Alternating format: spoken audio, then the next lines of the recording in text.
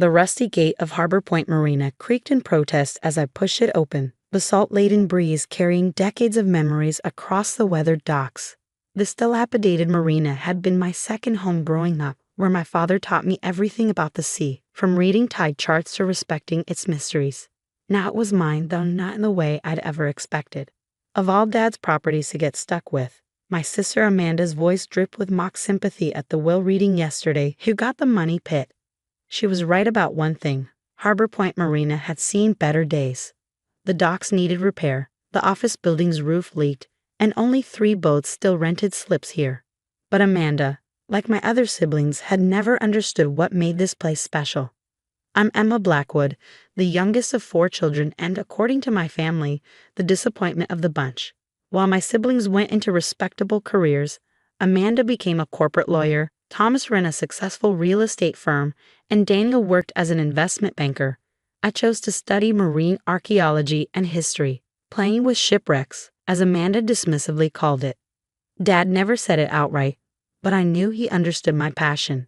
He was the one who first told me stories about the Spanish galleons that once sailed these waters, about the legends of lost treasure ships caught in violent storms. While my siblings rolled their eyes at his tales, I sat captivated, imagining the histories hidden beneath the waves. Now, walking along the creaking boardwalk, I remembered the last conversation I had with him here, just weeks before his unexpected heart attack. Emma, he had said, gazing out at the water with an odd intensity, sometimes the greatest treasures are right under our noses. We just need the patience to find them, and the wisdom to recognize their value. At the time, I thought he was just being philosophical. Now I wondered if there had been more to his words. The Marina office was a small building that had once been painted blue, though years of salt air had faded it to a ghostly gray. Inside, everything remained exactly as Dad had left it, ancient tide charts on the walls, fishing photos yellowed with age, and his beloved collection of maritime maps and books. I sat at his desk, running my fingers over the worn wood. While my siblings had inherited his more profitable properties, premium office buildings, luxury condos, high-end retail spaces, I had received this old marina and a small offshore area around it. They saw it as Dad's final confirmation of their success and my failure. What am I supposed to do with this place? I muttered, opening desk drawers at random. The last drawer stuck slightly, and as I pulled harder, something shifted in the back. Reaching in, my fingers found a hidden compartment. Inside was a leather-bound journal I had never seen before, its pages filled with Dad's precise handwriting. The first entry was dated 20 years ago. Found something unusual on the sonar today. Large mass, definitely man-made, about 300 yards offshore in the deeper channel. Initial readings suggest a shipwreck, possibly very old. Location matches historical accounts of the Santa Rosa, lost in the storm of 1733. Need to investigate further, but must be cautious. If it really is the Santa Rosa. My heart started racing. The Santa Rosa was legendary among maritime historians, a Spanish galleon rumored to carry a fortune in gold and silver when it sank. Most experts believed it had gone down much further south, but here was my father, writing about possible evidence of it right off our coast. I kept reading, my excitement growing with each page. Dad had spent years secretly researching the site, gathering evidence, cross-referencing historical records. He had even commissioned detailed sonar surveys, carefully documenting everything while telling no one. The final entry was dated just 1 month before his death. All evidence confirms it. The wreck's location, size, and characteristics match perfectly with the Santa Rosa's historical records. But more importantly, the latest scanning technology shows distinct signs of cargo hold still intact. After 20 years of research, I'm finally certain we have found her. Emma, if you're reading this, and I know you will be, forgive me for keeping this secret. I couldn't risk word getting out before everything was properly documented and legally protected. The marina isn't just a rundown property, it's the key to something extraordinary. The coordinates are hidden in the old chart on my office wall. Trust your training. You'll know what to do. P.S. Don't tell your siblings yet. You know how they are about money. I sat back, my mind spinning. Could it really be true? The Santa Rosa was one of the most sought-after shipwrecks in maritime history. If Dad was right, if it really was here. Moving to the wall, I carefully took down the framed chart Dad had always claimed was his favorite. Behind it, written in his familiar hand, were a set of coordinates and a series of numbers I recognized as depth readings. But I knew I couldn't just rush out and start diving. Dad was right, I needed to do this properly, legally, and most importantly, secretly. One whisper of a possible Spanish galleon and treasure hunters would swarm the area like sharks. I spent the next week methodically reviewing Dad's research, verifying his findings, and developing a plan. The journal revealed that he had already laid the groundwork, filing permits for marine archaeology research in the area years ago. He had even registered the offshore site with the state's underwater archaeology department, though without specifying exactly what he suspected was there. Everything was in place. Now I just needed help from someone I could trust completely. Dr. Marcus Rodriguez had been my graduate advisor and mentor in marine archaeology. More importantly, he was one of the world's leading experts on Spanish colonial shipwrecks. When I called him, trying to contain my excitement, he listened carefully to a heavily edited version of what I had found. "Interesting," he said finally. I always wondered about that area. The historical records of the Santa Rosa's last known position never quite matched the accepted theory of where it went down. I can be there next week with some equipment, but Emma," his voice turned serious, "if this is what you suspect, we need to be very discreet." I didn't tell my siblings about Dr. Rodriguez's visit. As far as they knew, I was just playing around at the marina, probably running it further into the ground. Amanda had already called twice to offer to buy it from me before you completely ruin it. The morning Dr. Rodriguez arrived, the marina felt different. Maybe it was the anticipation, or maybe it was the way the early sun caught the water, making it shimmer like scattered gold coins. We loaded his sophisticated summer equipment onto Dad's old research boat, the one my siblings had mocked as his fishing hobby. "Your father was a clever man," Dr. Rodriguez said as we went over Dad's research. "These readings, these patterns in the sand distribution, he knew exactly what he was looking at. He just needed someone with the right training to confirm it." We spent 3 days running careful surveys of the area, matching our readings with Dad's documentation. On the third afternoon, as we were reviewing the latest sonar images, Dr. Rodriguez suddenly sat up straighter. "Emma," he said quietly, "look at this." The image on his laptop showed a distinct shape on the seabed, partially buried in sand but unmistakably man-made. The dimensions matched perfectly with a Spanish galleon of the Santa Rosa's class. And there, in the cargo hold area, were clear signs of preserved structures. "We need to do a test dive," Dr. Rodriguez said, his academic calm not quite hiding his excitement, "just to confirm what we're seeing. But first, we need to file some very specific paperwork. If this is really the Santa Rosa, we're looking at one of the most significant maritime archaeological finds of the decade." I nodded, my heart pounding. "How long before we can dive?" "The permits will take at least 2 weeks. In the meantime," he gestured at the marina, "act normal. Work on the docks. Make it look like you're just trying to fix up the old place. The last thing we want is to attract attention." That evening, after Dr. Rodriguez left, I sat in Dad's office reading his journal again. One passage caught my eye.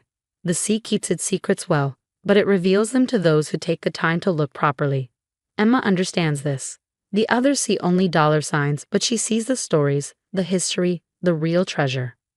I smiled, touching the worn page. Dad had known exactly what he was doing when he left me the marina.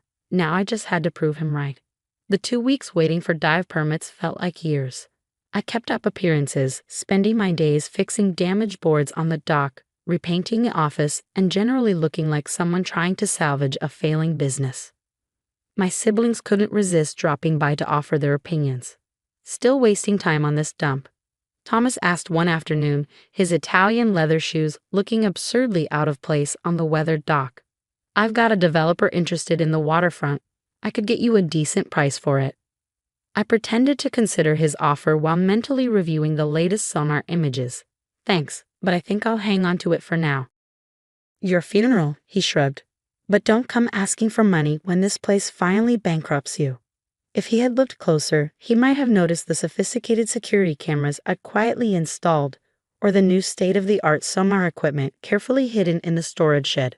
But like always, my siblings saw only what they expected to see. The permits finally came through on a Tuesday. Dr. Rodriguez arrived the next morning with a small team of trusted marine archaeologists and enough equipment to make the marina look like a professional research station. Remember, he briefed the team, this is potentially one of the most significant colonial-era finds in decades. Everything by the book. Everything documented. The first dive was scheduled for dawn the next day. That night, I could barely sleep, my mind racing with possibilities.